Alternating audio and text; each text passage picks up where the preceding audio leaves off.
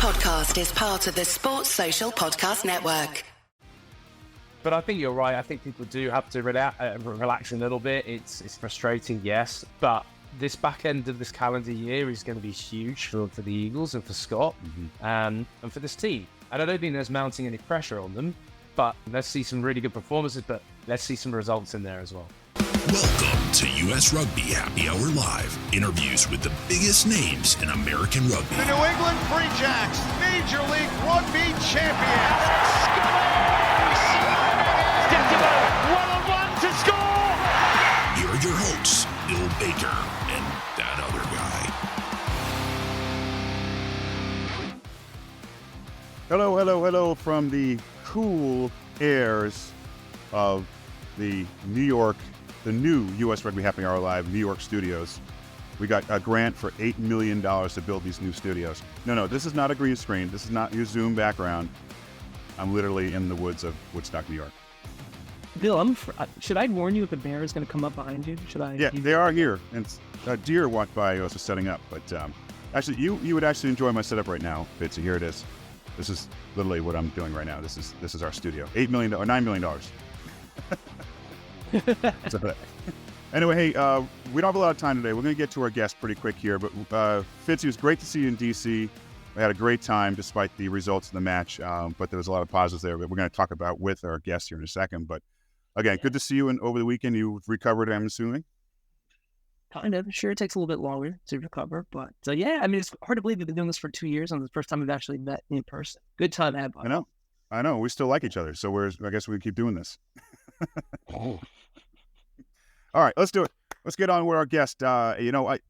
We had to get him on because both he and I were rushed at the end of the game, and we just had a chance to say hello. But I also think he was mad at me because I shook Ben Holden's hand first and then shook Wil Hooley's hand. So let's ask him about that right now. Hey, Will.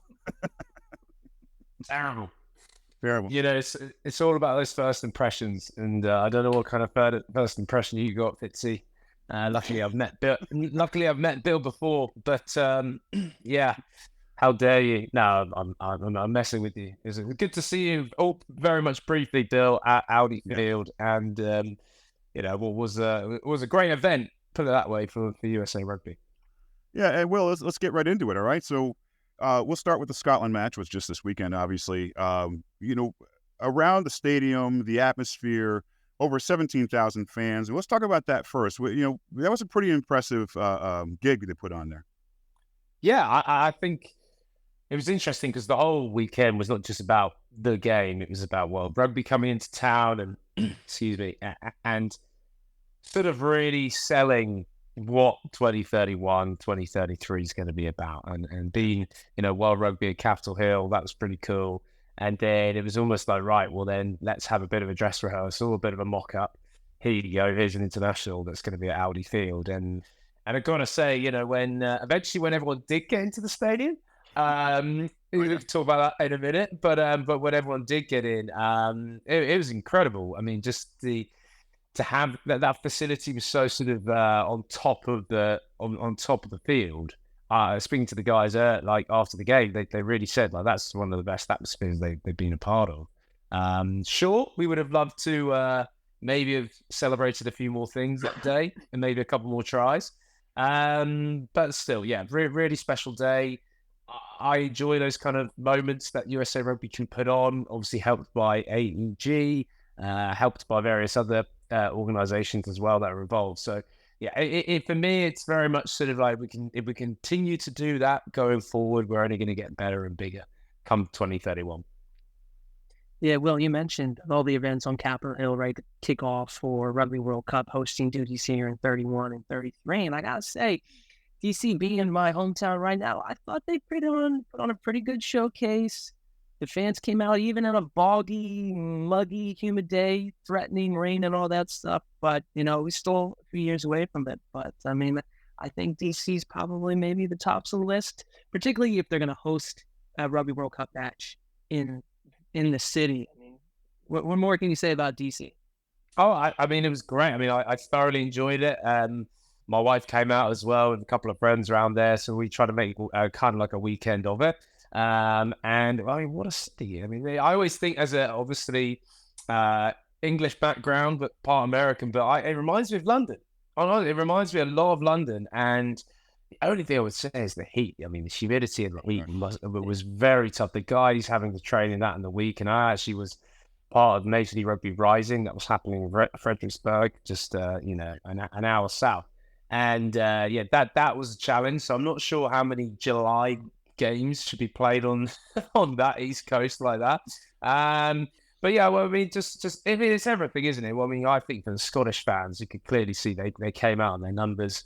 What a week they must have had, coming to the nation's capital, seeing all the fantastic sights, and then going to see an international rugby game. And the other thing about that stadium is right in the heart of downtown, pretty much, which is pretty unusual, for these kind of stadiums. I remember playing with DC a few years back against the All Blacks and played out in FedEx Field, which was great, but it didn't have the feeling of being in DC. Yeah. So credit to everyone in DC for putting that event on, and long may it continue. There's one thing about the match, Will, and I've been to a few. You've obviously been to a bunch. This one has something different, because all the other events between MLR Rising, between, the 31 World Cup, your World Rugby was there, AEG was everywhere. I seem to run into everybody walking around the stadium during the match, because I was going from seat to seat because, I'm one of those people. But, running into Blaine Scully, running into Alex Magleby from the Free Jacks, running into everybody that was pretty much involved in the game was great to see. And for you, which is really funny, you, Ben, or you three were actually in the stands broadcasting the game. Yeah, totally. No, it was actually quite funny that, because the broadcasting booth sits just below where we were, but World Rugby had decided, or certainly there was a conversation between the coaches that facility, that suite, that box, whatever you want to call it, would be for the coaches for both Scotland and then also for USA. So they had air conditioning. We made sure that human rights were correct for them. But I mean, it's just interesting because it's a soccer stadium, right? So the manager of a soccer team is on pitch side. So I guess there's not actually that sort of facility.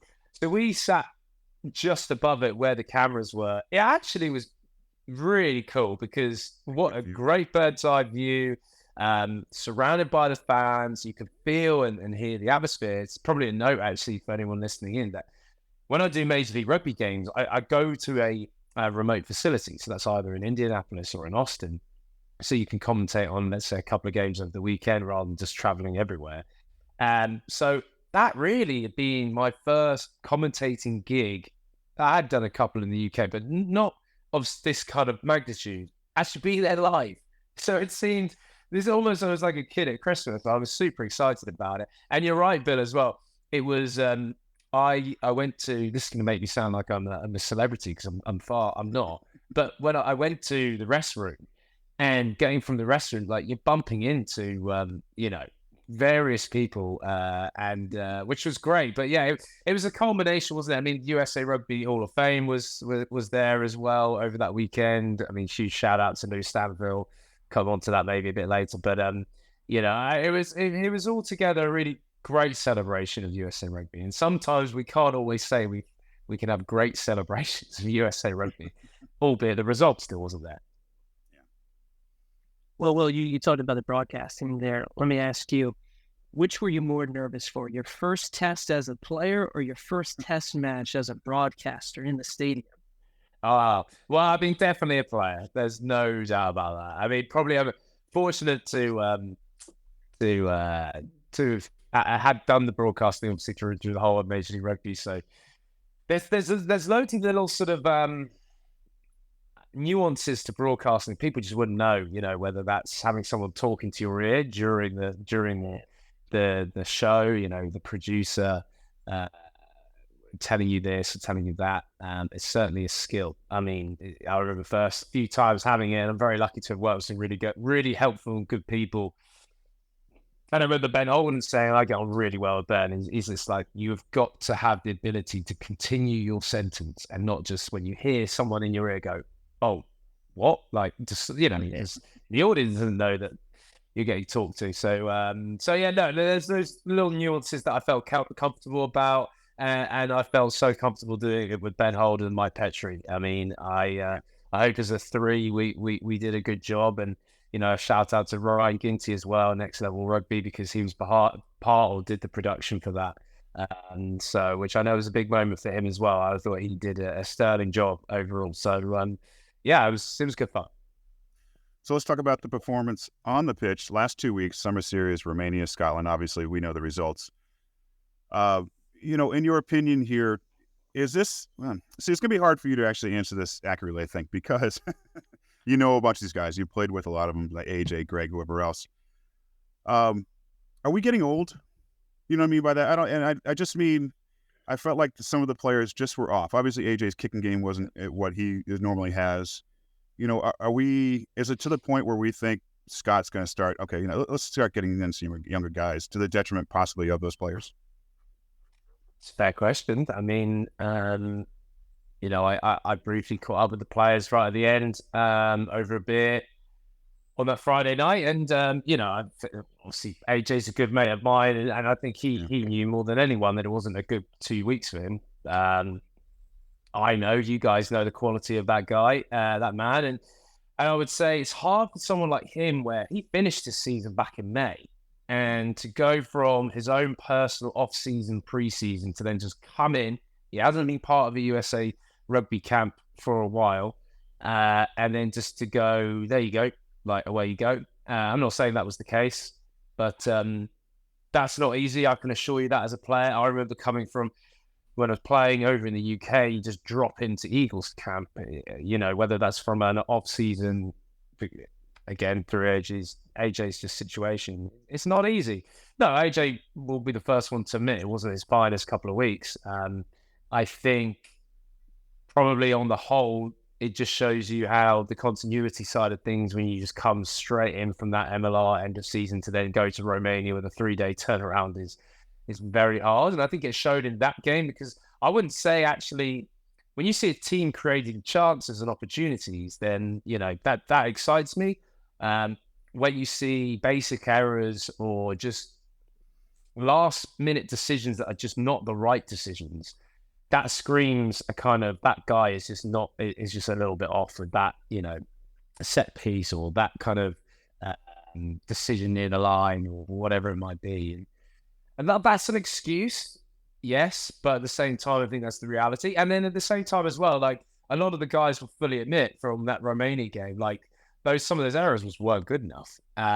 Yeah, for us as broadcasters, you got to call out, and you know, I still get on really well. You got to call it out as you see it. And again, it sort of continued into the Scotland game just in terms of the discipline. And I was saying a lot of commentary that there is no way that you are going to beat a tier 1 nation if you're giving away X amount of penalties before half time. You know, the Eagles could have got into that half time against Scotland 21-13. And that would have been, you know, the whole crowd, and that's, you know, a couple of missed kicks, but the whole crowd would have even got further behind the team. But their own discipline or just that complete, just random mistake, you know, between AJ and Luke Carty. I mean, I even said 2 guys on the field who I would never have said was going to make that error just before the end of the half. You know, just that little bit of lack of communication. And again, that does stem from just not playing with each other. And a team like Scotland plays a lot with each other, very much connected through Glasgow Warriors. And it showed. So I'm kind of going around the houses there, not really answering your question. Do I think the Eagles team is too old? I think, in all honesty, in certain areas, I think Scott will look back at this 2 weeks and think, was there maybe an opportunity that I could have tried a couple of individuals or a couple of pairings? I do believe that. I think let's look at the positives and how good was it, though, to see someone like Conor Muda get his final, get his shot and nail it. You know, Ethan McVie, I think, is going to be around for a long time. I thought he injected something when he came on. Was unlucky not to get a try in that Scotland game. So, you know, it was but then at the same time for Scott, it was a pretty impossible task these 2 weeks. It's almost like this is the mini preseason for them heading into what the PNC. I think judge this Eagles group at the PNC, I guess maybe is what I'm doing. Yeah, I think so. Well, let's talk about that. Looking ahead, right? You got the Pacific Nations Cup coming up at the end of August. USA grouped with Japan and Canada. They kick off against Canada. Exciting stuff there. I guess, you know, to Bill's question, do you anticipate maybe some different players or different names maybe we haven't seen before introduced either into the training squad or maybe even the match day 23? I think that's Or certainly do you make changes maybe, or do you make changes, right? I guess. Yeah, I think there's certainly areas that I think you've got to look at. I think in terms of the potential where we can strengthen. It's hard because, as I say, I think when some people are not naming names, whereby they say, well, they're doing really well Major League Rugby and whatever, and actually I have to turn around and say, well, in the position they're not good enough yet to go straight into that top level in those positions. That certainly, particularly sometimes in the back row, I think the back row in particular has been a really difficult position to replace some of those key players that you guys might have known throughout the years, whether that be like a Tony Lambourne, a John Quill, a Cam Dolan, in his prime and stuff like that. Like, you got to realize, I guess, I'm bringing this then to that generation that beat Scotland 6 years ago. Like, there was a lot more experience, and the reality is for Scott and those players, like, they do have to gain experience. You have to give them a shot, but it's hard when you try and bring them in when they don't have a lot of experience, and then you're asking yourselves, well, hold on a minute, well, should this guy be given a go? Should, but it's like, how do you blood people in? Given the one international here and there, yes, they might take their chance like Conor Moonaghan did, but at the same time, that doesn't necessarily sort of say great things about the environment if you're just chopping and changing all the time. But at the same time, you need to try and select your best 23, don't you? So I'm not being very good at answering these questions directly, but at the same time, I guess it's a really pivotal point. I think this year the Eagles have got another, I think it's something like 8 test matches this year overall, and therefore with what's just happened, with the end of the playoffs, which is going to be fantastic, Major League Rugby, things have to happen. Like I expect the Eagles to really get like a good result coming up, whether that's in the PNC, whether that's knocking off one of the Pacific Islanders, or even really sort of running off Japan. I don't know, but yeah, people will get, unfortunately, patience will wear thin. But I go back to what I said before. It's a difficult situation with only a couple of weeks, and a time of year which is not ideal as well for Scott and of course the boys too. It's what I'm trying to say here, that there's some listeners or followers out there on social media. We all should avoid social media as much as possible, obviously, but for what we do, we're on it. So especially after Romania, there were some fans that were just lit into the team kind of deal. And of course, I may have had a drink or two, and I kind of lit into them, kind of, relax. If you knew Scott's message, yep. If you knew Scott's message, it's a crawl right now. We're getting to where he wants to be, wants this team to be in 7 or 8 years or whatever. And even Scott says, as you know, it takes about 7 or 8 years to create an international level player, especially with Anthony, but anywhere else. So losing to Romania, let's not talk about Scotland for a second, but losing to Romania and having Canada beat Romania, am I accurate? Like, everyone relax, it's okay, we're going to be fine. I'm not saying we're going to win the World Cup, but I'm saying we'll be fine. Am I accurate with that? Or maybe are the fans accurate also? It's like, should we be embarrassed right now? No, I think, Bill, you were totally right to say what you did. I mean, look, I'm a Scott Lawrence fan. I'll back Scott Lawrence all the way. What he's got set up, what he's got lined up. You and I know that. We know that on this call now. But there is a but in all of this. Is I've said it before. Americans like winners, and I don't blame them. At the end of the day, we can't sit here and just continue to take losses and say, oh, well, we're building towards something and we're going to be successful. So that's my other side of the fence on this. That Romania game was disappointing simply because you look at that team and you look at how many chances they had, and it's kind of like, wow, did we seriously just lose 22-20? And I think that's probably more on the individuals as a side of the collective errors that were made, which was very disappointing. Let's not hide away from that. And the boys would tell that to your face as well. So there's no one's calling anyone out. No one's blaming anyone for any particular thing. Just as a collective, didn't execute right in the end. But I think you're right. I think people do have to relax a little bit. It's frustrating, yes. But as I say, this back end of this calendar year is going to be huge for the Eagles and for Scott, and for this team. And I don't think there's mounting any pressure on them, but it's certainly a let's see some really good performances, but let's see some results in there as well. Well, last couple of minutes here, I see the MLR logo staring at me in the face. We got to talk about our playoffs that are beginning this weekend. Eastern Conference, Western Conference semifinals, right into it. I'm super excited. I mean, I think all the matchups are going to be pretty good. I mean, if you had to, I know this is going to be hard. If you had to pick one match that you're most excited about, which one is it for you?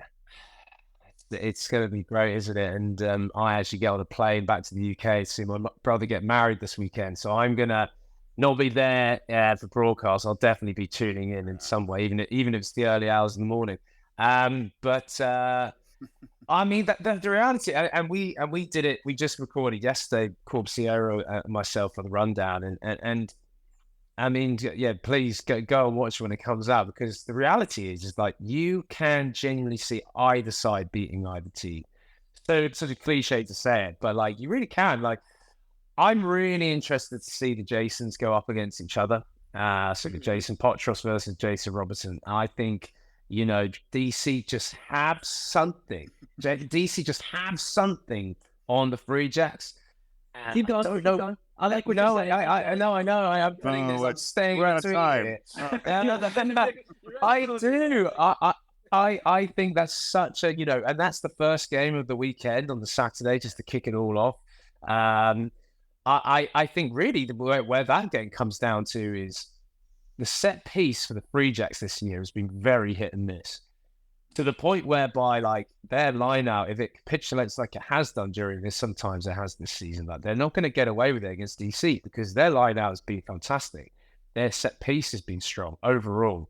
I know there's been a couple of games now, remember Miami away, they weren't great. But the reality is like that's such a key facet of the game, and Free Jacks haven't shown the massive amount of confidence that just because the lineup doesn't go well, they're still going to just, blitz from a counter-attack and score 5 tries. They haven't also done that too, but their team on paper, Free Jacks should win, but I just think that game has so much, like, it's been so close already between the both of them this year that could really go down to the wire. The other one in the West, I would say, actually is the Houston-Dallas game, because I think Dallas just have something on the Houston SaberCats. Yeah, the SaberCats have won by 1 point twice. But the thing was just so interesting with Nate Osborne. I spoke to him on our show about a month or so ago. I asked, who do you want, Nate? Come on, all coaches have in mind the team they want. And they said, I want the Houston SaberCats. I want the ability to control our travel, get on the bus when we want to get on the bus, take the 3-hour journey, get our fans there. We know the environment. We know the conditions. I mean, Texas is going to be unbearable this time of year, but they know it. Both teams. I can see those two really standing out. But then I haven't even talked about Seattle versus San Diego. I haven't even talked about Nova Chicago. And yeah, it's going to be really competitive, and I'd be interested to see what's happened in the last 2 weeks. Have guys been rested? Are guys, focused back on? A few guys back from injury? I think certainly some of those teams, there's some question marks. So, yeah, go watch it. It'll be a fun time. Well, one nice thing about having you on this show, Will, is that you don't one-up us on guests. We have you. You can't do that. So when Dom Bisak was on, same week was on your show on the rundown. I think that, yeah. We said, hey, what's going on here, Dom? Come on. What did they give you? Like a watch or something like that? Stop. Well, they're obviously, by the way, we didn't even talk about that with the USA. Like, what a massive day it is tomorrow. It's a huge ask. For the under-20s, it's a big ask. I mean, I'm not going to lie. That would be the win of all wins. But still, just great to see. That's also part of Scott's planning with the under-20s being so key. And so as much as, like, sometimes there's frustrations with the USA Rugby, like, it is going in the right direction with Scott at the helm. And, we'll look at the under-20s. Yeah, good luck to them tomorrow, because it's a big game for them. Yeah, it's going to be a tough one, too, because Scotland scored over a century of points a couple of times in this tournament, so it will be a tough match. But like I said, if they keep to the good basics and less mistakes, they have a better chance of winning, instead of giving Scotland 30 or 40 yards roll. every penalty. Yeah, exactly. Yeah. Hey, Will, a lot of time with you. We wish you had more time to talk about U20s and others, but we'll get you back on soon and we'll talk about that as well.